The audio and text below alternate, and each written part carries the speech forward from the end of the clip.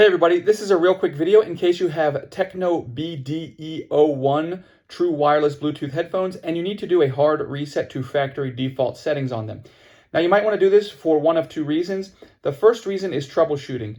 If your earbuds are not responding, or if they're not connecting to Bluetooth, or if they won't sync to your device, or if you're only getting sound out of the left ear or the right ear, or if they are not pairing, a hard reset can fix a lot of these issues. The other reason is if you just want to have them forget all of their pairing history so that you can set them up on a new device without them connecting to the wrong device or anything like that, this is a good thing to do. So if you want to do this, it's pretty easy. All you need to do is put your earbuds in their case and make sure that they are charging. Once you've done that, you can go ahead and open any devices that you've previously had them paired to and have them forget this device.